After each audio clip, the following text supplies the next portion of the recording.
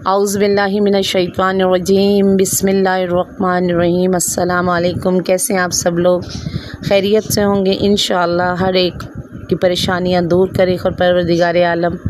अपने हबीब के सदक़े में, आले मोहम्मद के सदक़े में परवरदिगार सब की परेशानियां, सब की जो जिस तरह के मरीज़ हैं, जो मर्ज़ों में मुब्तला हैं, खुदा सबको सेहत और ज़िंदगी दे, परेशान हाल लोगों की परेशानी दूर करे। आमीन या रब्बुल आलमीन। इसके साथ ही हम अपनी वीडियो का आगाज़ करते हैं इस दुआ के साथ। और जिन्होंने अभी तक मेरे चैनल को सब्सक्राइब नहीं किया, आपसे रिक्वेस्ट है कि मेरे चैनल को सब्सक्राइब करें, लाइक करें, शेयर करें, कमेंट्स करें और बेल आइकन को ज़रूर दबाएं। आज हम बात करें, क्योंकि मुसलसल हम कई दिनों से सूरह पे बात हो रही है, और देखिए सूरह यासीन, सूरह रहमान, सूरह वाक़िया, सूरह मुल्क, आयतल कुर्सी, ये चीज़ें हम बहुत ज़्यादा मतलब अपनी रूटीन में शामिल रखते हैं। लेकिन 114 सूरतें हैं कुरान मजीद की, और उनमें से हम बहुत कम सूरतों के से इस्तिफ़ादा हासिल करते हैं, जबकि कुरान का लफ्ज़ बेहतरीन है। तो आज हम बात कर रहे हैं, क्योंकि हम बहुत वाक़ियन हम देखा जाए तो बहुत 10-15 ऐसी सूरतें हैं कि जिनसे हम इस्तिफ़ादा हासिल करते हैं, लेकिन जो 114 सूरतें हैं वो सब की सब बाकमाल, बाफ़ज़ीलत हैं, बेहतरीन सूरतें हैं। और आज उसी सूरत में से हम आज सूरह ज़िलज़ाल के बारे में बात करेंगे कि वो कितनी फ़जीलतों वाली सूरत है, कितनी बेहतरीन सूरत है, और जिसके लिए हमारे छठे इमाम जाफ़र सादिक़ अलैहिस्सलाम ने फरमाया है कि इस सूरत की तिलावत करते रहो, और इस सूरत की तिलावत करने से कभी ना थको। अगर तुम इसे तिलावत करते रहोगे और इसे अपनी सुन्नत नमाज़ों में पढ़ोगे, अपने नवाफिल में इसकी तिलावत करोगे, तो अल्लाह ताला की कुदरत से जो शख्स इसको पढ़ता रहे और अपनी नवाफिल नमाज़ों में भी इस सूरत की तिलावत करता रहे,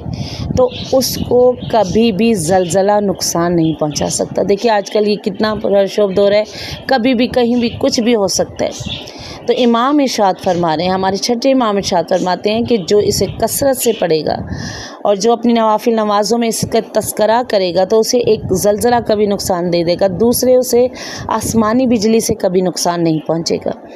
और जो भी जितनी भी किस्म के हादसात या अमवात हैं उनसे वो हमेशा महफूज रहेगा। उसे कोई आसमानी या ज़मीनी आफत नुकसान नहीं पहुंचा सकती जो इस सूरत की तिलावत मुसलसल अपने ज़िंदगी में शामिल रखे। और रसूल अकरम सल्लल्लाहु अलैहि वसल्लम ने इरशाद फरमाया है, क्योंकि देखिए अगर आपको पता है कि आपके घर की कोई चीज़ चोरी हो, या पता भी है, मालूम भी है कि चोर है कौन, और वो कबूल नहीं कर रहा कि उसने चोरी नहीं की, तो उसके लिए रसूल इरशाद फरमाते हैं कि पतली रोटी पर इसी सूरह ज़िलज़ाल को लिखिए और उसको खिला दीजिए। अगर वो चोर होगा तो उसके हलक में रोटी फंसेगी और फ़ौरन सब पे आश्कार हो जाएगा कि ये चोर है और कुछ नहीं है। तो ने चोरी की है और वो भी नहीं मान रहा, तो फिर और भी इमाम रसूल इरशाद फरमाते हैं कि अंगूठी पर इस सूरत को पढ़ो, और ये अंगूठी उसका नाम लेकर, जो चोर का अगर आपको महसूस हो रहा है कि वो चोर है, उसने चोरी की है, उसका नाम लेकर अंगूठी पर इस सूरत की तिलावत करो, तो अंगूठी में आपको जुम्बिश महसूस होगी और आपको पता चल जाएगा कि उसी ने चोरी की है। ये कितना यानी मुश्किल काम है, और अगर हम दिल से इस सूरत को पढ़ें, ध्यान से इस सूरत को पढ़ें, फ़जीलतों को जहन में रख के इस सूरत को पढ़ें, तो देखिए कितनी हमारी मुश्किलात को आसान भी कर रही है। फिर इमाम जाफ़र सादिक़ अलैहिस्सलाम इरशाद फरमाते हैं कि अगर किसी से कोई खौफज़दा है, यानी हाकिम है या कोई बॉस है, या किसी के पास आप नौकरी करते हैं, दुकान में है, कहीं पे भी है, अगर आपको किसी से खौफ महसूस होता है, उसके पास जाते हुए आप डरते हैं, उसकी ज़बान की वजह से, उसके रवैये की वजह से, उसके अखलाक की वजह से, अगर आप खौफज़दा हैं, तो मौला कहते हैं कि ऐसे शख्स को उस जालिम हाकिम शख्स के सामने जाने से पहले इस सूरत को लिखकर अपने गले में लटका कर चला जाए, तो उसको उससे फिर कोई खौफ महसूस नहीं हो जाएगा, बल्कि और भी अगर कोई किस्म का खौफ उसको है तो उससे भी उसे निजात मिल जाएगी। अगर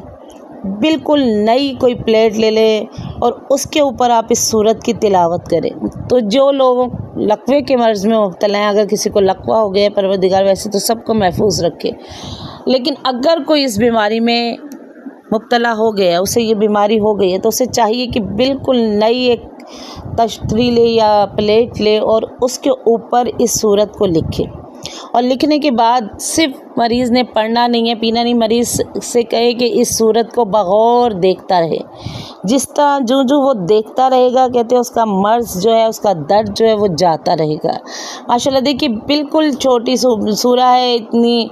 बेहतरीन सूरा, इतनी बाकमाल सूरा है कि हमें चाहिए कि इस तरह के कामों के लिए, मुश्किलात के लिए, परेशानियों के लिए हम अपने कुरान से रजू करें, क्योंकि कुरान से बेहतर कायनात में कोई नहीं है, जिसमें खुदा ने हर खुशकोतर का इल्म रखा है, जिसमें खुदा ने हर बीमारी का हल रखा हुआ है। खुदा कहते हैं कि मैं बीमारी से पहले तुम्हारे लिए शफा रखता हूँ, तो बीमारी से पहले उस बीमारी का इलाज रखता हूँ। तो परवरदिगार आलम हम सब को महफूज रखे और हमें कुरान से रजू करने की तौफीक अता फरमाए। मेरी वीडियो पसंद आई हो तो उसे लाइक करें, शेयर करें, कमेंट्स करें और ज़्यादा से ज़्यादा लोगों तक पहुँचाएँ, क्योंकि नेकी को जितना फैलाया जाए वो उतना बेहतरीन होता है। इसी के साथ अपनी आइंदा आने वाली वीडियो तक के लिए अल्लाह हाफिज़।